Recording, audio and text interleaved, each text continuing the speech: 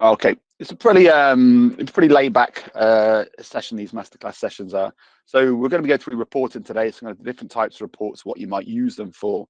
As I said before, for those who didn't hear, if you've got any questions, then feel free to just unmute yourself.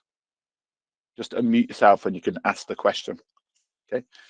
Yeah, it should last about 45 minutes to an hour, but it really depends on how long we chat for, really, to be fair. Most of this I'm going to be screen sharing, so I'm going to screen share now. Now, you should have had an email as well.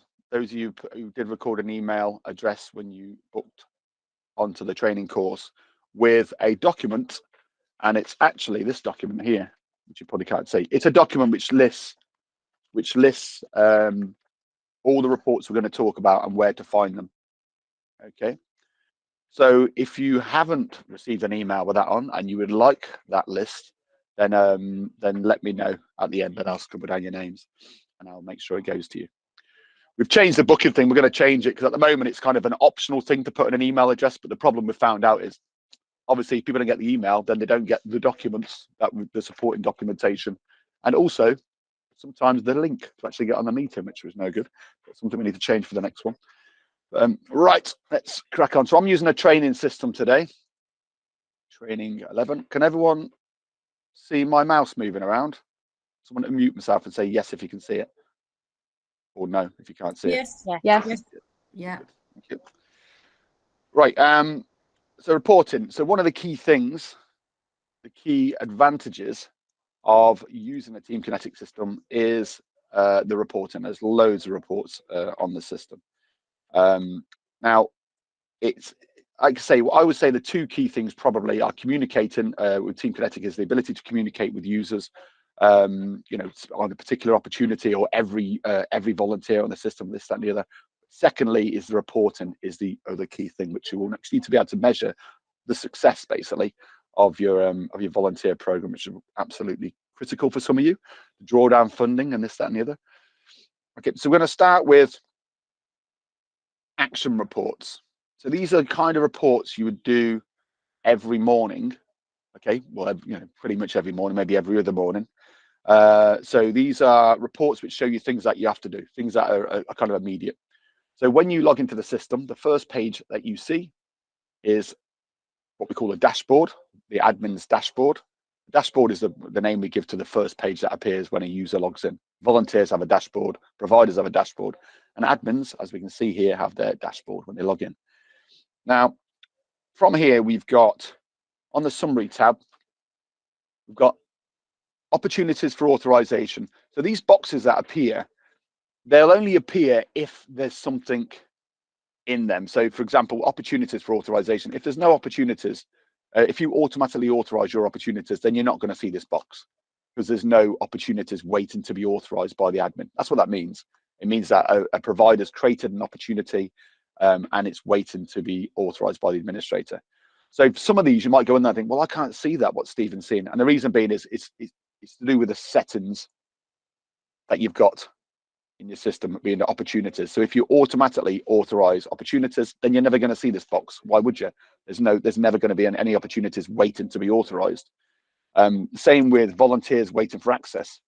If you automatically give volunteers access, which most of you do, you look at the data actually, then when they register, they're automatically given access. Then obviously you're not going to see this box. Same for providers. I think most of you though do manually authorize providers. If a new provider registers on the system, most of you do manually do that. So you'll probably see that providers waiting for access appearing on here or waiting to be authorized.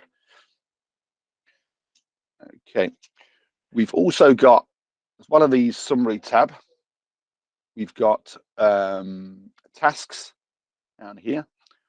So this is, some of you people don't tend to click on these when we look at the activity of the users, but there's some really useful ones.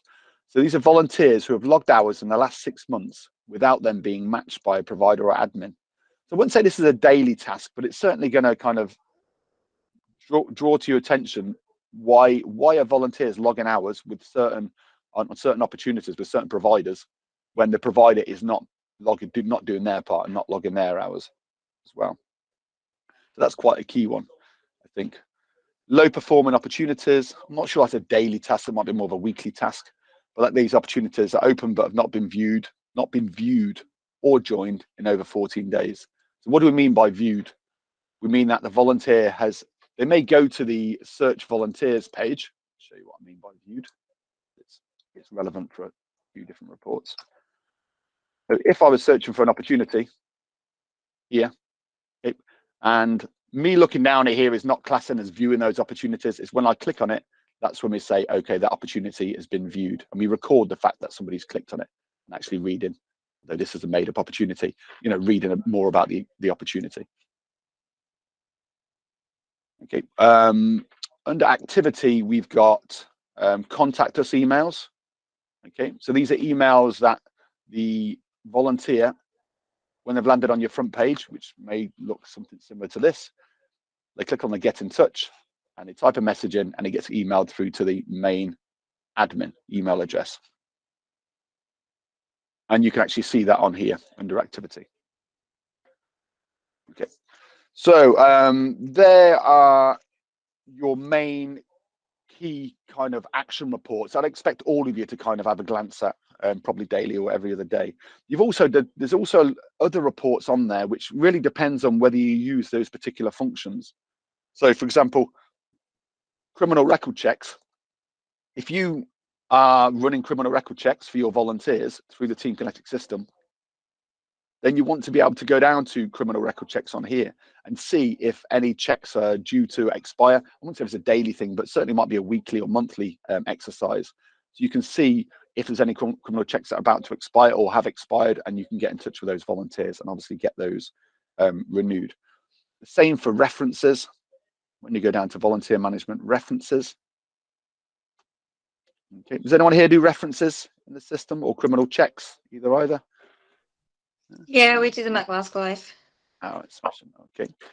So yeah, with the references, when you go onto here, you can see incomplete references, which means that a reference form is, for those of you who don't know, there's a reference system built into TeamKinetic, which makes everything electronic. So there's no paperwork. It's actually really good in terms of it saves a lot of hassle.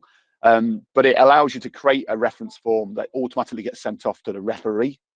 And then at that stage, it would be an incomplete reference form. When the referee completes it and clicks on submit, it goes to awaiting approval from the admin.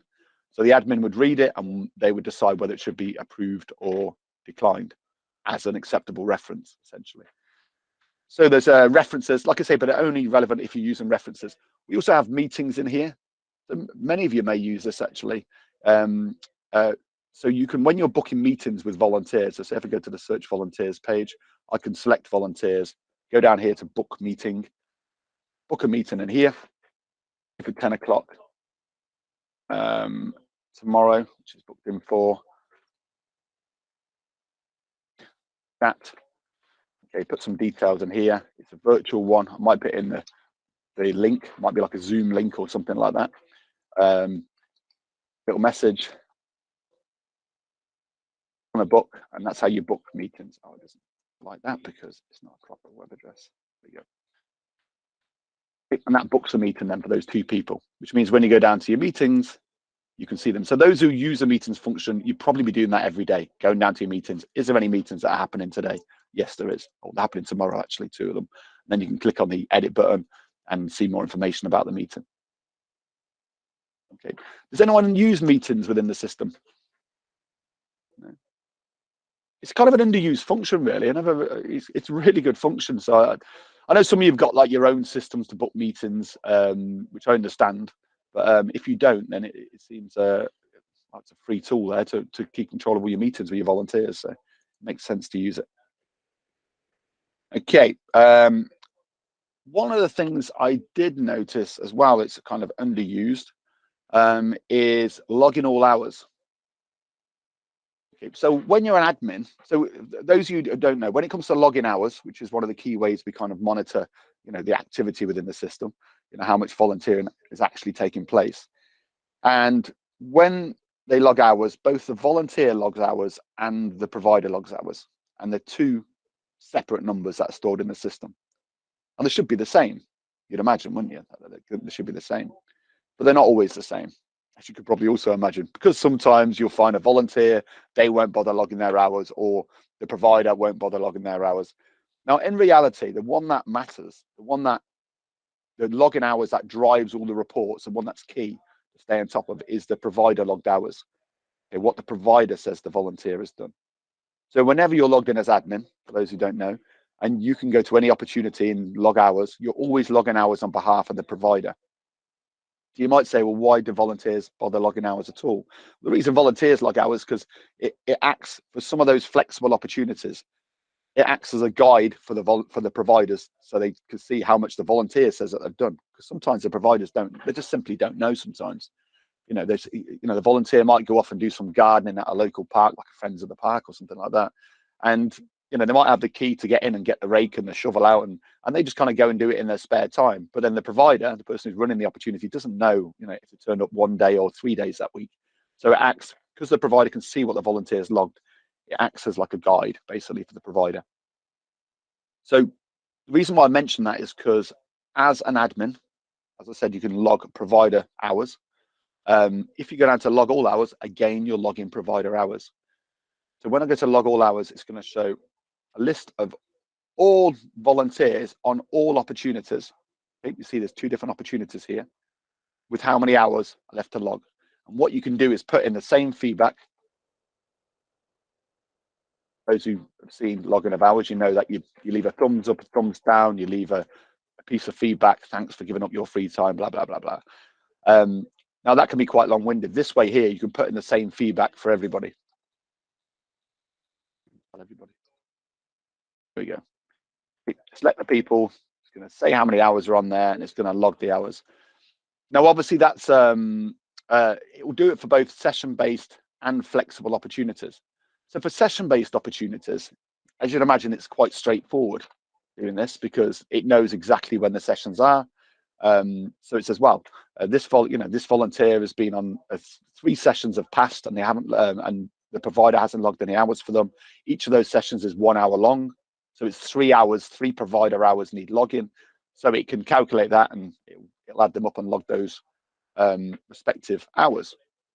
For the flexible opportunity, it doesn't know. There is no exact session which lasts for an hour. It might start today and go and end in a year's time, and that's all the system knows. So the only thing it can look at for the flexible opportunities is what the volunteer has logged. Okay, which is probably the second part of why it's important for volunteers. It's useful for volunteers to log their hours as well. Is because this will act. So the system will look at it and say, well, the volunteer is on a flexible opportunity here, and I saw that there's 17 hours that have been logged by the volunteer, but none of those hours have been logged by the provider. In which case, they can, when you actually go to this page here and log hours for everybody, it's going to log all those 17 hours, kind of match the hours up. If that makes sense. So logging all hours, a good one, especially for those of you, sometimes you get lazy providers and you're thinking, oh, they're never logging their hours and you're hassling. Sometimes it's easy to go and log the hours, although it can be a bit risky because you don't know, obviously as much as the provider does about if they actually turned up on this and the other. But sometimes it's better than them not being logged at all if you go in there and take a guess and use the log all hours function. Stephen, sorry, I lost you for a minute while you were presenting just a second ago. Can you just confirm, is it the provider logged hours that drives the reports? Is that what you said? Yep. It's just because we have it the other way around. Some of our volunteers are quite lazy and don't upload their hours, and we had about 50 to do, but we were doing both. We were impersonating the volunteer and doing the provider side. So if in that instance, if we get a bulk load of volunteers again, like a corporate group of volunteers, we could just do the provider volunteers and that'll drive the reports, and that's okay. Correct. Yeah, you don't need to do the Great, thank ones. you very much. Thanks for clarifying. No worries. So I'd leave feedback and log hours.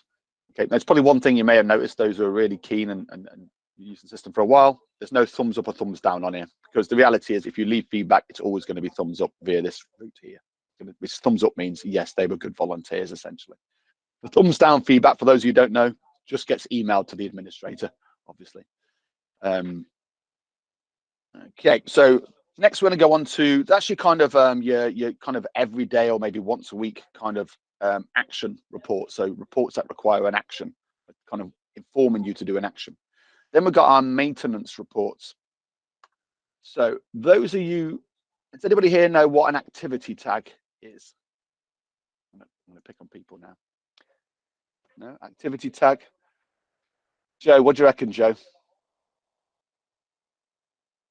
Opportunity activity tag. I'll give you a little tip there. Oh, so is it in the opportunities bit then, or am I being really silly? Well, the opportunity activity tag, yeah, it is in the opportunities bit. What is it? What would you use it for? Opportunity activity tags. You know, Kerry, do you have any idea? Yeah, it's so say if you've got an opportunity that is student friendly, or the Duke of Edinburgh, you can apply that, you can put symbols on there to show that, and that will then apply to your opportunity. Yeah, that is your you're right. That's referring to the opportunity awards, isn't it? Like the little badges, D of E and that kind of stuff. Yeah, yeah. The activity tags is slightly different. You know, when you create an opportunity and you can put words tags into it. So you might create an opportunity which might be litter picking, and you might tag it with recycling, garbage, I don't know, environment and that kind of things. You're tagging them with additional words. And the reason you tag them with additional words is because if someone types in recycling, you'd want it to bring up that litter picking opportunity. But the system has no way of knowing that the volunteer typing in the word recycling means it should bring up an opportunity called litter picking, unless that opportunity called litter picking has been tagged with the word recycling. Then the system knows. It's basically, it's creating other search terms. Search tags actually used to be called. I think we call them activity tags now. Oh, sorry, Steve, I misunderstood. Yeah, I understand the tags. Yeah. Yeah. No worries. I think people do. They're just not sure what is actually called within the system. That's all. I know Joe does as well, because I've chatted to her before, and she's mentioned it. So that's your activity tags. Now, one of the things with these activity tags, when you're creating an opportunity, I'm going to create an opportunity now. Put in some name and description. When you start typing down here, so if I start typing in recycling, it comes up with suggested search tags on the right hand side. Okay, so, and that suggested search tags comes from previously entered tags for other opportunities offered by not just one provider, but by any provider. Okay, and you can click on it and it adds it in automatically. Now, why is it important to use the same words when you're using tags? It's important because if you have a tag called admin, then you have a tag called administrator, then you have a tag called administrator because someone's hit too many keys or something like that, then that's very hard to report on those tags. Okay, because there are reports on the tags. You can say, show me how many opportunities have been tagged with the word recycling, and the system can tell you if you've tagged them with the word recycling. How many opportunities or how many hours have been logged on opportunities which have been tagged with administrator? Well, the system can tell you if opportunities have been tagged with administrator. But what it can't do is tell you if one's been tagged with an administrator, then another one's been tagged with admin, and another one's been tagged with admins, all variations, because the system will think, it doesn't realize that they're the same. It's going to count them as completely different tags. Okay, so it's the reason. So the reason why we suggest tags is to basically try and make sure that people are using the same tags. They're not using just slightly different ones to describe what is essentially the same thing. An administrator in that example. Okay, so when you are, so although despite our hardest efforts and your hardest efforts, I'm sure, for people to kind of use the same tags and use the suggested tags when they're typing in, if they see it appear there, sometimes people will just ignore that and carry on free typing in the name of their tag and type in recycling, and then they put GG on the end or something like that. So they've got one which is slightly misspelled rather than selecting it from the suggested tag. Okay, now that creates a problem, obviously, because you can't report on that. It thinks there's two separate things. But if you go to opportunities and providers and down to opportunity activity tags, you can search by tag and say, show me one that's, I don't know, recycling, for example, here, and I could replace it or merge them together. So this page here, where is it here? It's down here. Opportunity activity tags allows you to clean up those tags, okay, and make sure that you don't have admin, administrator, administrators, that they're all called administrator. It allows you to group them together, and when you group them together, you can then go into your reports and your reports are going to make sense when you're looking at your reports, which are based on tags. If I go into reports, into opportunities here, down the bottom here, opportunity tags, there's one of them there. Okay, and it makes sense. So these are the tag words. Obviously, that wouldn't work if there was two different craft and crafts. They would count them separately. Is there any questions over that? Everyone okay with that? Can't see you, but I can't hear anything. I'm assuming it's fine. Good. You've also got your email failure report. So those who use MailChimp and this, that, and the other, then this is your email failure report. So when there's been bounce backs and this, that, and the other, they will appear on there. So that's kind of a bit of maintenance you can do. If you see someone bouncing back, try and get hold of the volunteer and find out, if they change their email address. Provider and volunteer logged hours. I mentioned before about the fact that provider hours and volunteer hours should be the same, but they're not always, as was mentioned by someone before, that sometimes it's the volunteers do more, sometimes the providers do a better job, but they should be the same. Now, if you ever want to see if there's any kind of big discrepancies, you can always go to your opportunities on here and just look down the volunteer hours and the provider hours columns. You can see if any discrepancies there. Look, the volunteers logged 4 hours, but the providers only logged 3. That might be right. It might be wrong. If there was a big discrepancy and it said the volunteer had logged 15 and the providers logged 3, then you're guessing that the provider's probably not done their part. Okay. So that's your maintenance. Now, I wouldn't say the maintenance reports are kind of a weekly thing. I'd say that's more of a quarterly thing that you probably do.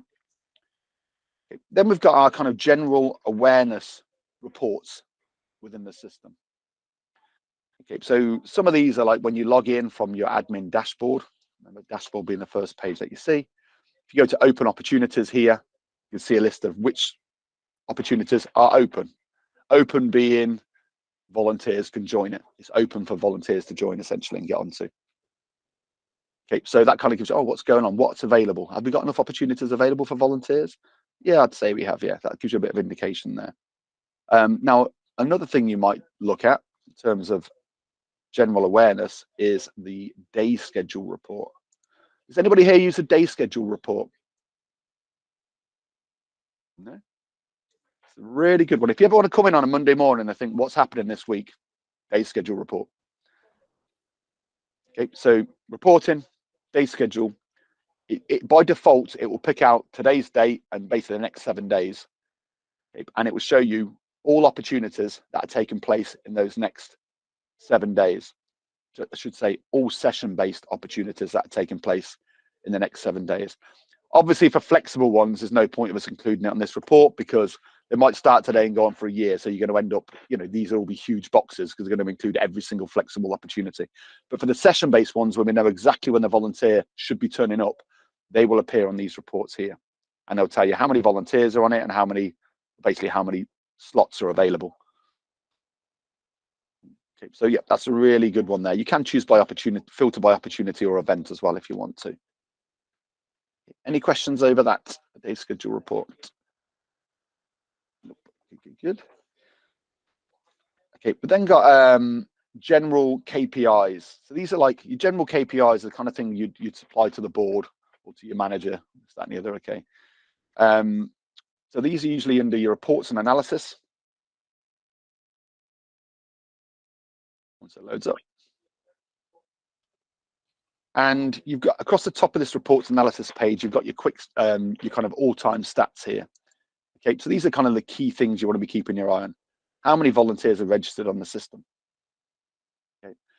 How many have gone on to confirmed hours? Now, confirmed hours means providers have logged their hours. Confirmed hour, usually a volunteer logs on, then a provider kind of confirms them. It doesn't have to be in that order, actually. But when we say confirmed hours, it means provider hours. How many opportunities have been created on the system? How many volunteers have been active on the system? Now, these all-time stats, these have no relation to any dates, okay, down here at the moment. These are right across the board, so from the whole duration of when your system's been running. Now, the question you'll probably be asking yourself, maybe, you're really tuned in, is what do we mean by active volunteers? It's very hard. People say it all the time to me. We're doing like, when I do custom reports, and they'll always say, oh yeah, we want to know how many volunteers have been active during this, during this quarter or something like that. You say, well, what do you mean by active? And then it makes people start thinking, what does that mean? Well, you'd like to say, well, I mean that they've been to an opportunity and turn up, turn up for an opportunity and done some volunteering. You say, well, that's great, but how does the system know that? You say, well, if they're on a session-based opportunity, they're like a litter picking every Sunday. Well, I wanted to look at all the Sundays within the quarter and see which volunteers are on it, and say, well, if they're on that session on that quarter, then I assume they're active. They turned up for it, and they've done some volunteering. That's great. What about for the flexible opportunities? What about for those opportunities that started 6 months ago and go on for another 6 months? Well, there is no sessions. The volunteers aren't on individual sessions like every Sunday. They're just on the opportunity. So the system has no way of knowing whether the volunteer did do anything within that particular quarter, unless they've logged hours. Hours have been logged for the volunteer. I should say provider hours have been logged for the volunteer, because that's the ones we really care about. Okay. So when we talk to the point, going back to the original point I was making, when we're talking about active volunteers anywhere in the system, when you see the word active, like here, it means a volunteer who is on a session-based opportunity, okay, which takes place within the time period. Obviously, the time period of this being the whole duration of you've had your system for. Okay, so any volunteer who's been on a session within the time period, or any volunteer on a flexible opportunity that's had hours logged within the time period. So we have to deal with those two types of opportunities differently. We have to do two calculations and kind of add them together, add the volunteers together. Is kind of how we have to deal with it. Okay, but that's the same throughout the whole system. Is there any questions about active volunteers? Sometimes people are not sure. No? Good. Okay, then we've got converted volunteers. Anyone want to hazard a guess what we mean by a converted volunteer? What about Ellie? What do you reckon, Ellie? Converted volunteer. Are they people who have applied and then gone on to volunteer? Yes, exactly right. Right on the money. Sigh of relief there. It's a wild guess, wasn't it? But you're absolutely right. So volunteer, that's registered, and then we say it's converted if they've gone on to join an opportunity. That's a converted volunteer. So what you're trying to do with these really is moving from the registrations, getting them converted, getting them on at least one opportunity. Ideally, not just getting them onto opportunities, but also making sure that they've got hours logged against them. So you're trying to move them from left kind of to right here, hours logged, and ideally as well to go on multiple opportunities. Okay, so out of those 30 registrations, 6 of them have gone on to join at least one opportunity, and 2 of them have logged hours. Okay. Right, so that is our, let me get down to here. Oh yeah, summaries. Confirmed hours, converted opportunities and events. Now there is, sorry, I should say before I go on to that, we've got the all-time stats here. Below here, we've got the same stats here, but this is within a date range. So if you ever want to know, I want to know, in my example, for a particular quarter, then you would apply the date down here and the stats would change down here. And these would all be relative to the date range that you've selected above. Okay, and you'll see that on a few pages actually. See down here, when we go to opportunities, again, we have these date range here. So the all-time stats there always going to appear at the top. Then you're always going to have a date range, and then the stuff underneath it is relative to the date range that you selected. Okay, we've also got within your opportunities and your events, we have specific reports which tell you about, okay, this is everything you need to know about all volunteers on this opportunity or all volunteers on this event. So if you go down to your opportunities, you find one with some volunteers on. This one here, maybe. Okay, we can then go down to, we have our main report here, which shows us how many volunteers have gone on to look at to view the opportunity. So remember at the start I mentioned what I meant by viewing an opportunity. They're not just scrolling down the list of opportunities, they've actually clicked on it to see more information about it. Now obviously this is a bad example because it's a flat line, just because it's a test system really. But what you'll see is spikes and troughs. Now if you have a spike saying that 10 people have looked at your opportunity but no one's joined it, then alarm bells should be ringing. Why have 10 people looked at it but no one joined it? Well, maybe that's acceptable, but certainly if 30 people have looked at it but no one had joined it, then you might be asking yourself some serious questions. Why is that the case? Am I restricting it too much? So not enough volunteers can actually get onto it. Okay. If imagine you went to an opportunity and it'd been open for 2 weeks and it was like this, flatlined as we call it, a flatline opportunity, then what would that tell us? So if it's flatlined, we've got an opportunity that no one's clicked on, what would that tell us? Haley, what do you reckon, Haley? I'll see if she's there. She thinks she's hiding because you got a profile. No, I'm here. Good idea, Haley. If we've got an opportunity that's flatlined, I would think that we're possibly either not advertising correctly or that we've not got enough traffic coming through to the website. Yeah, that's exactly right. I think the first point more so. So you'd ask yourself, why are people not even clicking on it? It's not that they've clicked on it and then they've found out that they can't join it because it's been restricted or something like that, or they've just not even clicked on it. So I'd be saying, well, it's probably the title of the opportunity. It just doesn't sound interesting enough. So yeah, so either way, whether it's a flat line or whether it's a big spike, usually you can get some information out of that report, opportunities report here. Beneath here, we've got the kind of your basic KPIs, ethnicities, genders, all that kind of stuff. Okay, again, it's all relative to the opportunity, to the number of the volunteers who are on this opportunity. Okay, as you can see, 3 volunteers, only 3 volunteers on the opportunity. Okay, and the same with events. If you go down to events, any of you use events, okay, an event is a group of opportunities, for those of you who don't know. You group them together into what you call an event. So if I go to manage my event, I have on the left-hand side here, when it loads up, I have activity and demographics. So again, I have the kind of basic, all this information here, these KPIs here and those reports are all related to volunteers who are on any opportunity which is linked to this event. Because an event is just a group of opportunities, as I said before.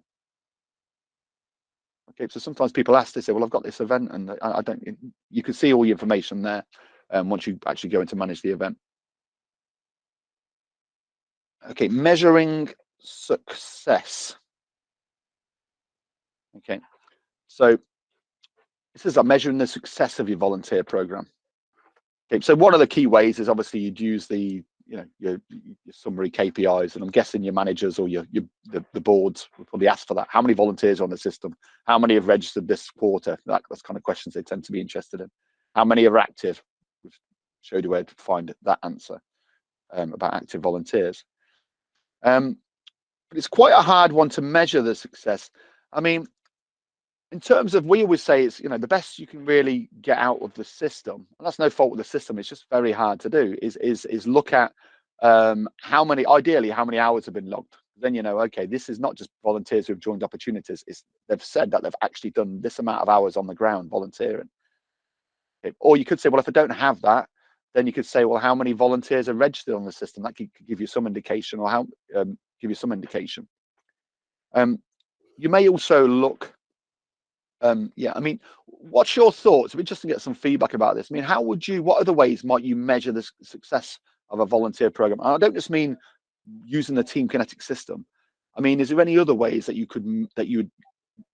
think would be useful in measuring the success of your volunteer program? I'm going to ask somebody now. So ways that you can measure the success of your volunteer program. What do we think? There's 2 others down here. Can I see who these people are? What do you reckon, Lorraine? Feedback. Feedback. True. Yeah, absolutely. So feedback. So that's in your reporting, your feedback report down here. Yeah. Okay. So this is good. Your feedback reports. It shows you feedback from the volunteer, which is what Lorraine was talking about. Okay. You can also see feedback from the providers as well. This is the providers usually saying thank you to the volunteers, unless it's negative, in which case it just gets emailed to you, as you're aware. But feedback, absolutely, that's a really good one. Thank you, Lorraine. Any other ways that we think? Lisa, what do you reckon? Ways that you might measure the success of your volunteer program? It don't have to be related to the system. How much? No, we do feedback, but we actually don't use the system. We do feedback forms. So a really old version. We use feedback forms, so we give out our feedback. That's to mainly to corporates and maybe one-offs. Yeah. but not regular. We don't actually do that for regular. Yeah. I can see in regards to the feedback. I mean, so the feedback, obviously, it's a easy way to do it there. You just, let people type in the feedback before they log their hours and it's all captured. You could also say some of our customers also have create like a survey monkey, like a proper feedback form, which is probably what you're talking about, Lisa, where I ask multiple questions. How did you find it? Were you made to feel welcome? This, that, and the other. Now, if you want to do that, it's no problem. You can add those surveys to your opportunities. Okay, so when you're creating an opportunity, for those of you who are not aware, there is a section on it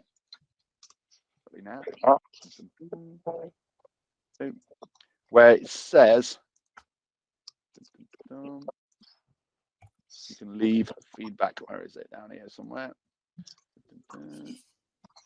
Nearly there. Steve, while you're on the creating the opportunity, will you be updating the tutorial videos at all? Yes, it's a big, because of this last update. We're basically we'll redo all of them, but it's it's on our list. So we'll have that done hopefully, before Christmas time. Fab. They'll all be done. They'll be coming through in jibs and jabs. I'm focusing on I'm actually working on them at the moment. Focusing on the provider ones at the moment, but then I'll get onto the admin ones. But you can imagine there's hundreds. It's a big job. Yeah, I can imagine. I've got in the chat. Would it be possible to? That's the chat message there. In chat, would it be able to add an admin name against messages they send? Someone asked that question. I'll come on to that at the end if that's that question. Okay, so this is the survey I was talking about. So you can add surveys on here, and if you say yes, you put in the Survey Monkey link in here. This volunteer ID parameter, Lisa, this is for you. So you could add these onto your opportunities, Lisa, if you wanted to, which means that when the volunteer's on the opportunity, it will ask them, do you mind completing a survey? You can't force them to do it, but it will ask them. And if they click on, if they click yes, then basically it will take them to whatever link you put in here, which will be a Survey Monkey link or your Google Forms link, or whatever you create your surveys in. Okay. This volunteer ID parameter is basically a way to save you asking the question, what is your name? So if you imagine you create a Survey Monkey questionnaire and you ask them, how did you find it, this, that, and the other? Well, you're going to end up with a load of answers off a load of people, but you don't know who they are. If you wanted to know who they are, then you could use this box here, which would actually automatically kind of import the volunteer's name into it without asking the volunteer the question. Okay. Yeah, surveys can do that. Any other ways you could think of about measuring the success of your volunteer program? It's a hard one. I mean, ideally you'd say, well, really, it's the impact they make on the ground. That's fundamentally, showing the success of your program. And if you've got a load of volunteers and they do 1,000 hours, but they don't actually achieve anything on the ground, then it's kind of, it's pointless. But if you have one volunteer that does. Sorry, I was going to say ours is more visual. So when we have our volunteers in, they actually can see maybe the next month. That's true. Yeah, I suppose it's a bit easier if you just look out the window, don't you? Yeah, they're helping people out on the park. That's good. It's working. Yeah. But yeah, I mean, I always think, I mean, ideally their impact on the ground, but it's just very hard to measure that. And we've kind of scratched my head for years thinking of how, but it's just very hard thing to measure. Whether you use a computer system or a piece of paper or anything, doesn't make a difference. It's a very hard thing to measure. So we tend to revert to, okay, what's the next best thing? Logged hours, feedback, and the kind of things we just spoke about then. Okay. So marketing and comms reports. Okay, we're nearing the end now. Not too far away. Marketing and comms reports. So if you are looking at communications, get back on here. Okay. One of them would be opportunity searches. So here's a really good one here in terms of marketing. So when I say marketing, about marketing your emails. So are you marketing your emails in the best possible way? One of the ways you might say, well, are we calling them the right things? Are they being tagged with the correct words? How would you know that? How would you know if they're being tagged with the correct words? Well, the main purpose behind tagging an opportunity, the activity tags we said before, the main purpose behind tagging opportunities with words like recycling and this, that, and the other, if it's litter picking, you might tag it with recycling, is to help so the volunteers, when they type in a search word, it brings up relative opportunities, as I said before. Yeah, well, how do you know what they're typing in to those into the search bar? Well, the answer is actually there's a report which shows you exactly that. So if you go to reports and analysis, reports and analysis, once it loads up, and you go down to opportunities. Okay, we've got your standard one, how many opportunities by category, status of the opportunities. But this one here, which I think should be more evident, I might make it more, maybe put it on the middle of your dashboard or something, because it's a really useful report, this one here. It tells you website searches, what people are actually typing into the search bar, what volunteers are actually typing in to the search bar.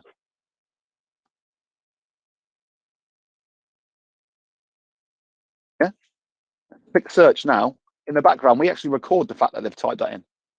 And if they type in them words enough, then they will appear in the top 20 searches. Okay. So because it's a demo system, you can only see like 6 on here, but there's actually 20. On your systems, you'll probably see all 20. Okay. So if I checked on here and I saw befriender was the top search term, why is that useful to me? Why? What would I do about that? So I'm going to ask somebody now. What do you reckon, Thomas? I've checked on that report. It said that befriender is the top search term. Why is that useful to me? Well, I might think about changing my search terms to be more to include befriender, just so more people can find something if it's relevant to what they're searching for. That's exactly right. Yeah, you're on the money. Yeah. So yeah, well, the first thing I do is say, well, have I got any befriender type opportunities? Yeah, I do. I have about 6 of them. I think, does the word befriender appear in the title of them? Nope. They're all kind of mealtime companion and that kind of thing, you know, sat in a hospital, mealtime companion. That doesn't say befriender in there. Well, I should go into those opportunities and tag them with the word befriender, because I know that is what people are typing into the search bar. Okay. So the first thing is, should you be retagging existing opportunities? The second part is, well, maybe I don't have any befriending opportunities on there, nothing even related to befriending. But should I? Is that something that we should be offering? Okay, maybe I'd speak to my providers and tell them, by the way, there's a lot of volunteers on our system who are interested in befriending type opportunities. So if you've got something which meets that category, fits into that category, then maybe you should be adding those opportunities in there, because they'll probably be popular with the volunteers. Yeah. Okay. Any questions over those website searches? So that's a really useful one for you then. Opportunities. Hours page. Also for marketing and comms opportunities. Opportunity tags down here. So like you say, you're seeing, for some reason I've mentioned logged hours, opportunity logged hours. So this is also showing you kind of the popularity of opportunities. So this report down here, let me just show you, reports analysis, opportunities. That's where the website searches are. Just beneath there, we've got opportunities with by logged hours, and it will put the one with the most logged hours at the top. Provider hours, that is. So you can see which are your most popular opportunities, and that kind of gives you an indication. Okay, well, this is, you know, this is the most popular opportunity. Maybe we can add more of similar type of opportunities because I know that's what volunteers are interested in. Yeah. Analytics and feedback. I think we've covered that one now. That's the feedback report, which Lorraine mentioned before. Absolutely right. Okay. Also, for these feedback reports, these are good for your marketing. So if you ever want kind of nice captions, you know, nice quotes, then you can look down here and grab a quote. So your marketing team will love this if you've got a marketing team. You know, put that on the posters or the bottom of the posters somewhere. Okay, then we get onto some more complex stuff now. What about specific queries, which are kind of very much kind of customized to you? So if you want, when you go to search volunteers, there's a really useful tool on there called your filters, which allows you to filter your volunteers, obviously. Okay. Now, if you're not familiar with these filters that are available, then you should get yourself familiar with them, because they're really powerful. Some of these are really useful. Okay, the ones that I think are really useful, it's going to be different for all of you, depending on how you use the system. The ones that I think are really useful: date last logged in. Show me every volunteer when the date they last logged in was before I don't know, 6 months ago. 6, something like that. Okay, search. So what that's showing me now is 27 volunteers have not logged in for 6 months. I could email them all, select them all, click on email, re-engage with them. That's a really useful one there. You've also got, if you want to know which volunteers are interested in this type of opportunity, we're about to add this opportunity on there, and it's kind of an emergency. It really needed to get filled. I don't just want to add it and hope people join it. I also want to promote it via email to volunteers who are interested in that type of opportunity. Well, how do you know which volunteers are interested in that type of opportunity? You know, because you look at any volunteer who's joined an opportunity in the same category, be a good indication that they like that type of opportunity. How do you know which volunteers have joined opportunities in that same category? Well, you go down to joined categories, click on the add button, get rid of that one, choose the category you're interested in, click on the search button. It will then show you which volunteers have been on opportunities which have been categorized as meet and greet. Yep, then I can, same thing again, just select all, email them, put them in a group, do whatever I want down the bottom here. You've also got on here, there's one which I want you to be aware of, which catches some people out, called type on here, which actually includes a few kind of sub filters. If I go into type, click on add. Okay, you can say, show me every volunteer who does not have a photo, for example. Okay, every volunteer who's opted out of emails. And when we say opt out of emails, we don't mean no volunteer can opt out of all emails. If I go to search for a volunteer and click on their name and send them an email, they're always going to get that email. If I email everybody on an opportunity, they will always get that email, because that's classed as, we call like transactional emails. It's basically, it's classed as like, it's important. The person needs to receive this email. Otherwise, they might turn up at the wrong time for the opportunity, for example. Okay.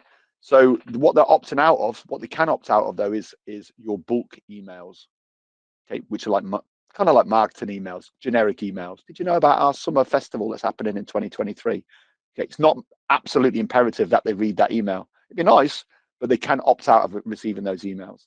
Okay, and they're called bulk emails.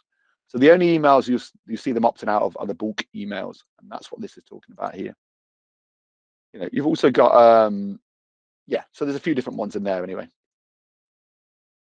Okay, so that's your, is there any other ones that jump out at me? That's your filters. You've also got custom fields down the bottom here. So if any of you got custom fields, like what I mean custom fields is fields that you've, like registration fields, questions that you've added in yourself, specific to you, like t-shirt size and things like that, then you can also filter by them down here.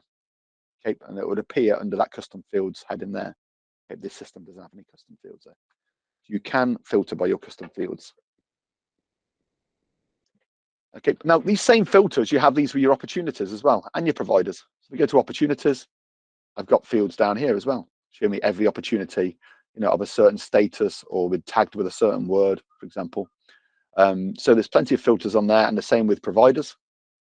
When I go down to my providers, so we've got volunteers, opportunities, providers. Are kind of three main entities in the system.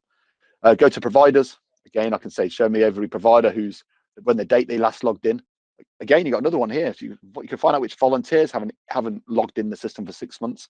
You can do exactly the same with the providers as well. Try and re-engage with them. Okay, so you might kind of do this maybe once every 6 months, this exercise, re-engagement. Okay, geographical reports.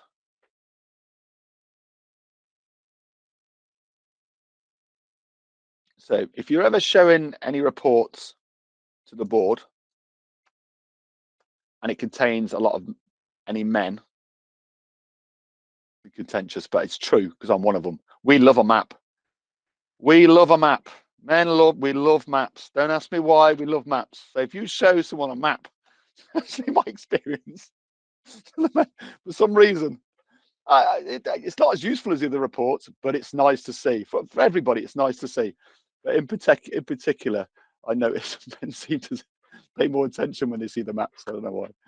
But on the maps here, you can see, show me all volunteers. Okay, I mean, it's not many on this system here. I might show you the demo system actually. That's got loads of volunteers on. Reports and analysis. Oh, someone talking about maps, sorry. Wrong report. If you go to the map, you can zoom out and I can say, okay, then I want to see where all my volunteers are, or maybe just active volunteers. You can see I've got 436 here. Now, if I zoom in, it's going to get more and more granular until I start seeing individual people. And I can click on them, click on their name, and it will take me through to that person's profile, and I can see what opportunities they've been on, when they've done everything, you know, what their inside leg measurement is, all that kind of stuff. You can, anything you want, you can see it. You can drill down into the map and find that information about the volunteer. Okay, so a useful thing is obviously seeing the spread of your volunteers.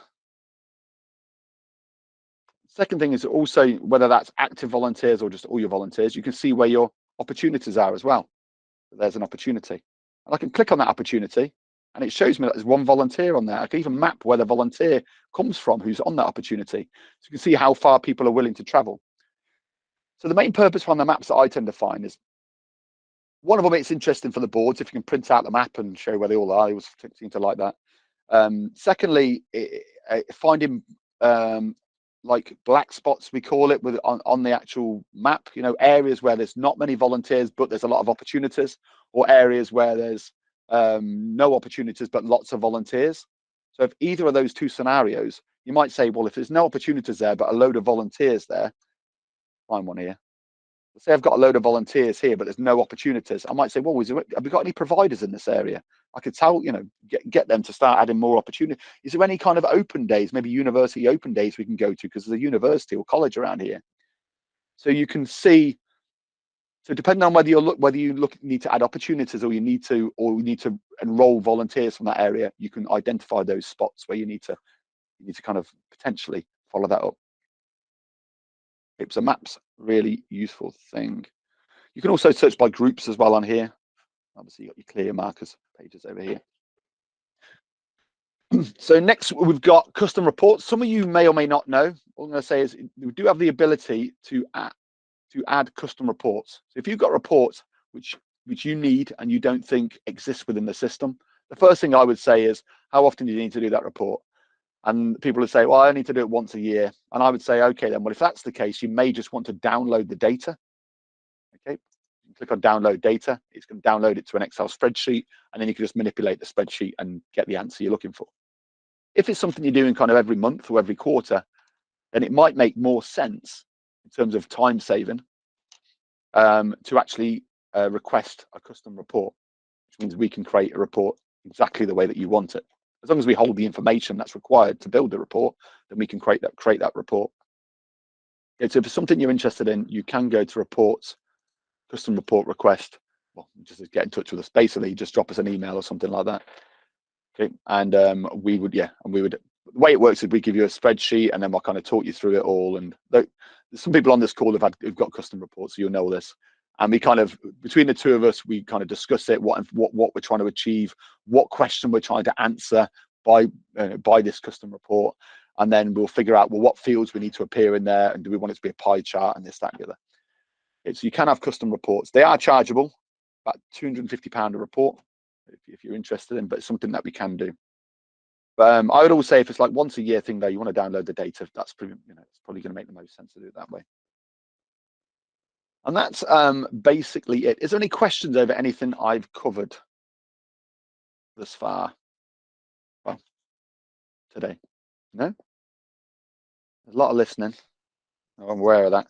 But there is when it's reports. You can't really interact with reports. You're just viewing it. Is there any reports on the system which you think, not reports specific to you, just you, because that would be a custom report. Okay, but is there any reports that you think, actually, yeah, I'd imagine that's quite a generic report, which you think the system doesn't offer, and you don't think it offers, you haven't found it yet, and maybe I can point you in the right direction, or maybe it's something we can build in future. So I've got one, Steve. It might just be for us, but Yeah. EDI is really ramping up on our agenda and trying to be as inclusive as possible. So the reporting on ethnicity and other equality data for the opportunity rather than for all our registered volunteers. So you can do it by, if you go into an opportunity. And then download. If you go into the opportunity, you can go to, just scroll down the page here. You've got volunteer ethnicity, and that's 2 volunteers because there's 2 volunteers on the opportunity. I don't know if you knew that was there, but that's one way you could do it. And is that just for the active volunteers then, or is that for any volunteers that have been on that opportunity? That's for any volunteer on that opportunity. It just looks at which volunteers are on the opportunity, and then it will tell you how many of each ethnicity. This is a training system, so they're not set up. That's why it's blank there. But would that answer your question, or is there something else? Yeah, we'll pick it up afterwards. It would be more so about the active volunteers rather than anybody who's been on that opportunity. Ah, I see. Yeah, active volunteers. So active, because you could have 10 volunteers on there, but only 2 of them are actually turned up and done any volunteering so far. So yeah, I could see. Yeah, or like, you know, I mean, we've had the system quite a long time, and some of the opportunities have been on there for, I don't know, we must be getting close to a decade. It is. You're one of our longest, oldest customers. Lack of words. Yeah. Not that old, Steve. Well, it was green screens when we first went with you, wasn't it? It was green screen. A long time, but yeah, well, we've got over 10,000 registered, so we're trying to filter out some of the data. Yeah. I think the important thing with these reports, especially the custom reports, like I say, is, and people struggle with it. Sometimes they say, "Oh, that's nice to know. Oh, that's nice to know," and then the fundamental thing is what's the question that you're trying to answer with these reports? It's nice seeing a load of data, but if it's not answering any question that people are asking, then there's no point you're really looking at it. And I will see this, I see this quite often. I used to see it in the NHS. I worked for the NHS for a few years, kind of contracting with them, and they used to, they'd have loads of reports, and I'd be like, "Oh, what's this report for?" And they say, "Oh, it goes to my manager." Then I'll speak to the manager and say, "What's that report for?" And they'd say, "Yeah, I like it. It tells me X, Y, and Z." And I'll be like, "What do you do if it tells you X, Y, and Z?" "I don't do anything about it." You're like, "Well, is there anything on this report that would make you do anything different to your normal job?" No. Why are you creating the report then, looking at it for? I wouldn't say it in that way, obviously, but be a bit more diplomatic about it. But it raises the question, why is someone creating that report then, if there's absolutely nothing different that anyone's going to do after seeing it? So you should always be, any report you look at, there should be at the very least the potential for an action. There's the potential for you to have to do something differently. Okay, the only caveat for that would be if it goes to the board. Sometimes your boards, they say, "I want this information," and that's it. It's in the hands of the gods. You just got to supply them with that information.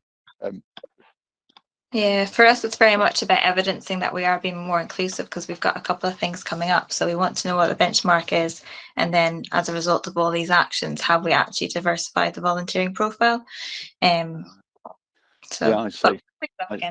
I see, which is why you'd want the active. Yeah, I see. Yeah. And that's a definite question. You see what I mean? There's a definite question there, which requires, which means it can be solved, and there's a reason for collecting that information. So yeah, I've made a note of it. So I'll have a chat with the developer about that, Lorraine. Maybe get something squeezed in there for the next update for you.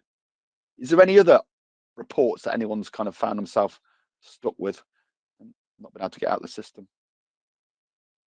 No. Well, in that case, then that's the end of the masterclass session. There's no other questions. No. We'll have if no other questions, we'll have a lovely day then. I'm going to stop the recording now.